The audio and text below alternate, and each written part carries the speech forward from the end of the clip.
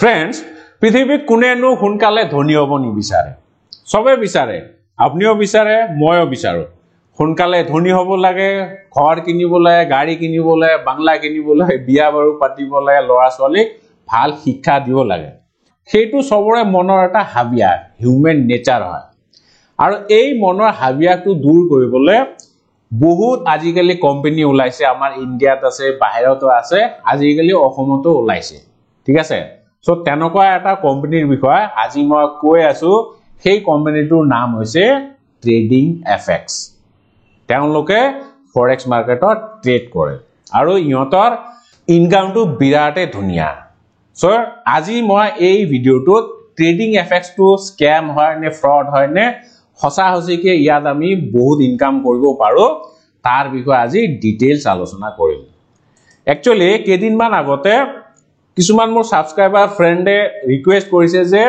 trading এফএক্সৰ ওপৰত এটা video বনাই দিয়ক সো মই ইমান মন কৰা নাছিলো মই হলো ঠিক আছে এদিন চাম বাৰু কিন্তু কেদিনমান আগত অসমৰ লৰা এটা মোক মেসেজ কৰিছে এটা কোম্পানীৰ পৰা কোম্পানীটোৰ নাম হল HX ফান্ড ঠিক আছে এটো অসমৰ লৰাই কিন্তু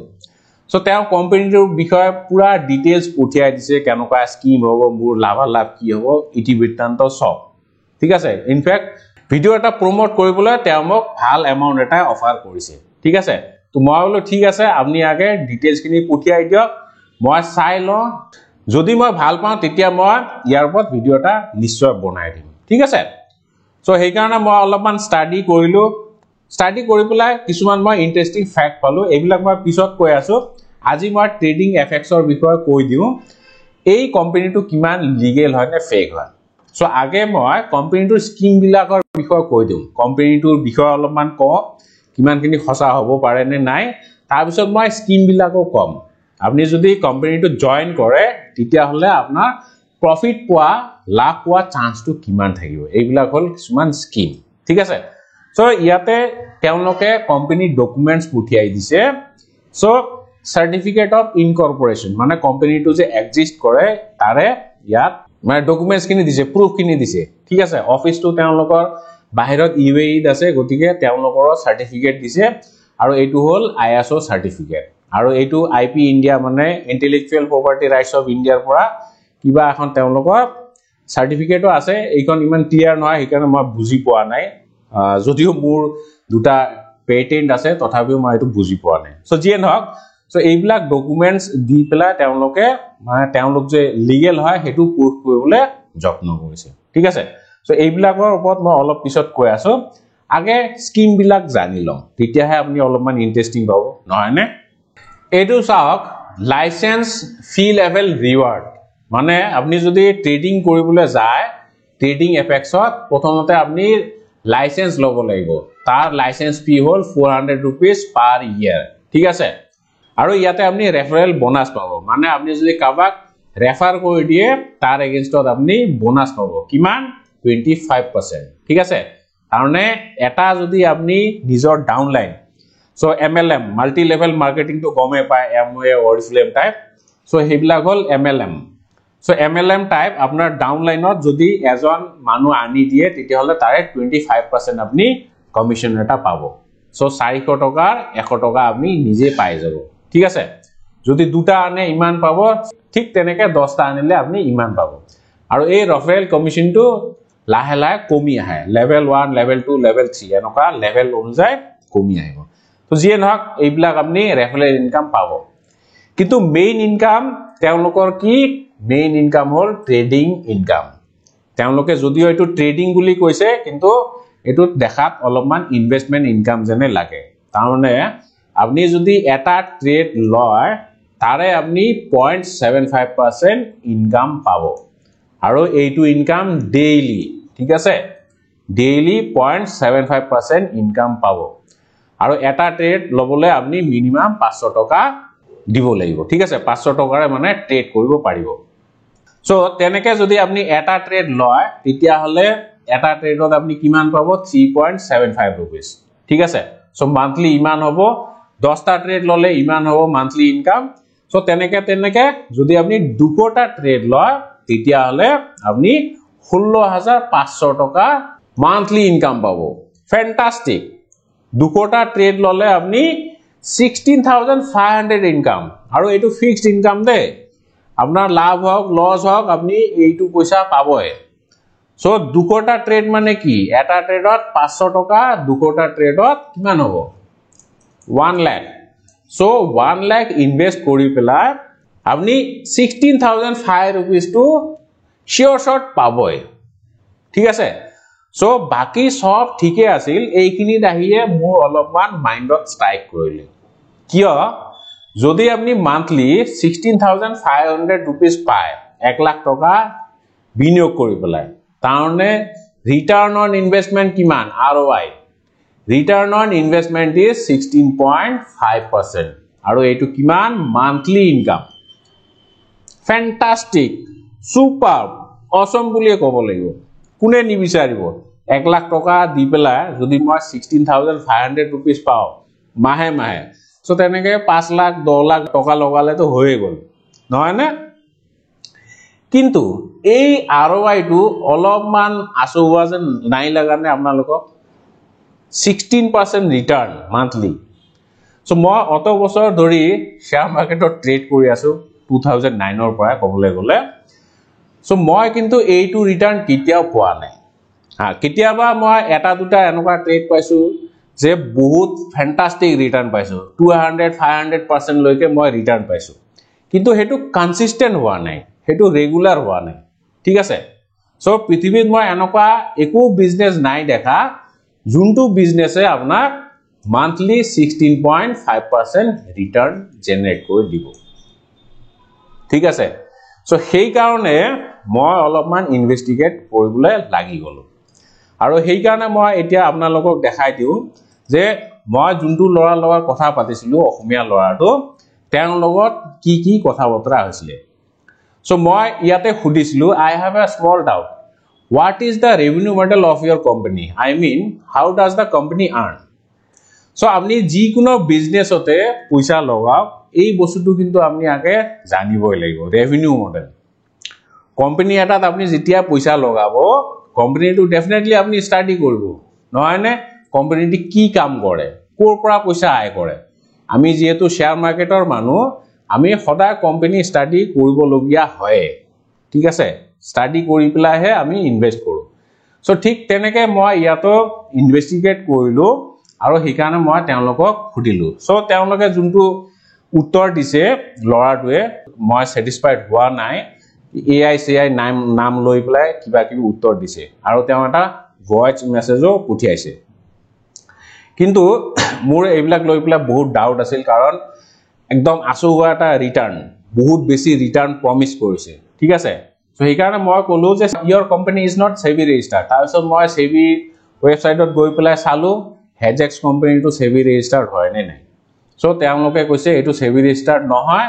আৰু SEBI registered to necessary নহয় তাৰ পিছত তো মই কলো SEBI registered to হ'বই লাগিব নহলে ট্ৰেডিং বিজনেছত কেনেকৈ থাকিব সো হেবিলা কৈ পেলাই মই লাষ্টত কলো যে Hegex is clear case of Ponzi scheme এটো মানে ফ্ৰডে হয় আৰু Hegex and trading FX দুইটাৰে ৰেভিনিউ মডেল বিজনেস মডেল একে এতিয়া মই আপোনালোকক কৈ দিও ইহতে পইচা কেনেকৈ আয় কৰিব সো এইটো তো মই কৈছো এটা Ponzi scheme হয় Ponzi scheme মানে কি ইয়াতে চাও Ponzi scheme মই আপোনাক ডেফিনিশন তো আগে দেখাই দিম Ponzi scheme এটো হল ইনভেস্টমেন্টৰ ডেফিনিশন Ponzi scheme মানে কি a fraudulent scheme that involves paying existing investors in a non-existent enterprise with the funds collected from the new investor মানে নতুন ইনভেস্টৰৰ পৰা পইচা লৈ পেলাই পুৰণা ইনভেস্টৰক পইচা দিয়ে হেতু হল Ponzi scheme ঠিক আছে এইটো একেবাৰে একেই হয় ইয়াতে যে আপনি স্কিম বিলাক দেখা পাইছে স্কিম বিলাকত কি হ'ব আপনি এই ৰেফাৰেল বোনাস বিলাক দেখিছে না 400 টাকা যে আপনি জয়নিং ফিস দিলে হেতু আপোনাৰ আপলাইনত জুন থাকিব তেওঁ 25% পাব সো আপোনাৰ পইচাৰে তেওঁ ফান্ড কৰিব আকৌ আপোনাৰ ডাউনলাইনত জুন থাকিব তেওঁ পইচাৰে আকৌ আপোনাক ফান্ড কৰিব ঠিক আছে সো এনেকে স্কিম বিলাক চলি থাকে ইহতৰ আয় কৰ পৰা আহিব আপনি নিজে ভাবি চাওক ট্ৰেডিং বিজনেসৰ আয় কৰ পৰা আহে ব্ৰোকাৰেজৰ পৰা আহে যেনেকৈ আমি এঞ্জেল 1 বা জিৰোধা গ্ৰো এপ বিলাক ইউজ কৰো তেওঁলোকে আমাৰ পৰা কমিশন লয় নহয় নে যেতিয়া আমি ট্ৰেড কৰো পাৰ ট্ৰেড হিচাপে তেওঁলোকে পইচা লয় সো হেইটোৱে হল তেওঁলোকৰ ৰেভিনিউ সো ইয়াত ইহঁতি কৰ পৰা পইচা পালে এই পইচাটো যে দিব 0.75% বা মান্থলি 16500 এটো কৰ পৰা দিব তেওঁলোকৰ কিবা খাজানা আছে নি নহয় নে সো এই বস্তুটো আপনি অলপমান নিজে মন কৰি প্লাই চাব ঠিক আছে গতিকে এইবিলাক সব বস্তু চালি জাৰি মই পাইছো যে এইটো এটা বিৰাট ডাঙৰ স্ক্যাম এতিয়া হয়তো কিছুমান মানুহে ভাবিব যে মই অলৰেডি পইচা পাই আছো মই জানো আপোনালোকৰ মাজত কিছুমানে হয়তো অলৰেডি ইয়াতে ইনভেস্ট কৰিছে হয়তো আপনি পইচা পাই আছে কিন্তু আপনি যে মূলধনটো ঘূৰাই পাব হেতু কিন্তু ডাউটফুল ঠিক আছে কাৰণ এনেকুৱা জিমান স্কিম থাকে প্ৰথম সবে পইচা পায় পইচা পোৱাৰ পিছত এটা সময়ত আপোনাৰ মূলধন ঘূৰি আহু অৱস্থা হ'ব তেতিয়া কিন্তু আকৌ চাব কিবা এটা হৈ গল আপোনাৰ পইচাটো বন্ধ কৰি দিলে ঠিক আছে আপনি আৰু পইচা উইথড্ৰ কৰিব নোৱাৰে গতিকে এইটো এনেকুৱা হয় আৰু ট্ৰেডিং এফএক্স বুলিয়ে নহয় এনেকুৱা বহুত কোম্পানী আছে পুৰা ক্লিয়াৰ কাট পঞ্জি স্কিমে হয় মানে নতুন ইনভেষ্টৰৰ পইচাৰে পুৰণা ইনভেষ্টৰখিনিক ফান্ড কৰে এইটো একো নতুন বস্তু নহয় কিন্তু ঠিক আছে এনেকুৱা স্কিম বহুত দিনৰ পৰা চলি আছে আৰু এই যে পঞ্জি স্কিমৰ কথা যে কলো পঞ্জি স্কিম একচুয়ালি এজন মানুহৰে নাম আছিল কিবা পঞ্জি বুলি মই পাহৰিলো সো তেওঁৰ নামৰ পৰা এইটো পঞ্জি স্কিমটো আহিছে ঠিক আছে সো তেওঁ এটা ডাঙৰ ফ্ৰড আছিল তেওঁৰ নামৰ পৰা এই নামটো ওকে এইটো সব চাৰ্লছ পঞ্জি 1920 তেওঁৱে এই স্কিমটো মানে ডিসকভাৰ কৰিছে ইনভেন্ট কৰিছে বুলি কম চাৰ্লছ পঞ্জি ঠিক আছে সো গতিকে এটো একেবাৰে নতুন বস্তু নহয় এটো আজি নহয় এটো কোম্পানী বন্ধ হৈ যাব আৰু কেই বছৰ পিছত আৰু নতুন কোম্পানী খুলিব এনেকুৱা বহুত আছে সো এইবিলাকৰ ইনফৰমেশন মই প্ৰায় পায়ে থাকো সো মই এটা কথা কম যেতিয়া আপনি এনেকুৱা ধৰণৰ বিজনেস এটাত ইনভেস্ট কৰিব সদায় আপনি ৰেভিনিউ মডেলটো চাব কোম্পানীটো পইচা কৰ পৰা আয় কৰে ঠিক আছে যদি ৰিয়েলি তেওঁলোকৰ কিবা প্ৰডাক্ট আছে বা কিবা সাৰ্ভিস আছে তেতিয়া হলে বিজনেসটো চলিব প্ৰডাক্ট নোহোৱাকে কেতিয়াও বিজনেস এটা সাস্টেইনেবল হ'ব নোৱাৰে প্ৰডাক্ট বা সাৰ্ভিস নোহোৱাকে ঠিক আছে গতিকে এইবিলাক গেট কুইক ৰিচ ফৰ্মুলাৰ পৰা সদায় আতৰি থাকিব শেয়াৰ মাৰ্কেটতো আপনি কিটা ইমান ডাঙৰ এক্সপেক্টেশন না ৰাখিব যে মাহে মাহে আপনি 16% ৰিটাৰ্ণ পাব ৰিয়েলিস্টিক এটা এক্সপেক্টেশন ৰাখক সো আপনি যদি ইনভেস্ট কৰে 12 to 15% মান ইয়াৰলি দে মান্থলি নহয় ইয়াৰলি পাব আৰু যদি ট্ৰেডিং কৰে যদি ভাল এক্সপাৰ্ট হয় তেতিয়া হলে আপনি অলপমান বেছি ৰিটাৰ্ণ এক্সপেক্ট কৰিব পাৰে তাকো কিন্তু ইমান নহয় 5-6% মান্থলি তেতিয়া আপনি এক্সপেক্ট কৰিব পাৰে ঠিক আছে গতিকে মই সকলোকে অনুৰোধ কৰিম আপোনালোকে এনেকুৱা ঠকবাজিৰ পৰা সদা আতৰি থাকিব সোনকালে ধনী হ'ব নিবিচাৰিব ধনী হোৱাৰ এটা উপায় হেতু হল কষ্ট আৰু ডেডিকেশন আপনি টাইম দিব লাগিব অলপ সময় দিব লাগিব কষ্ট কৰিব লাগিব তেতিয়াহে আপোনালোকে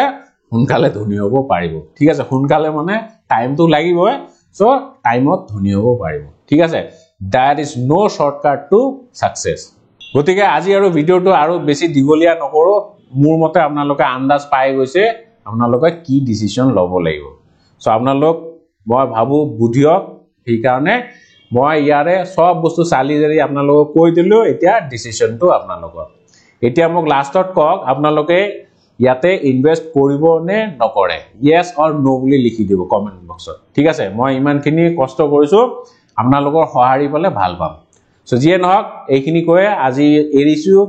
ভিডিওটো একেবাৰে শেষলৈকে চোৱাৰ বাবে অশেষ ধন্যবাদ জয় আই অসম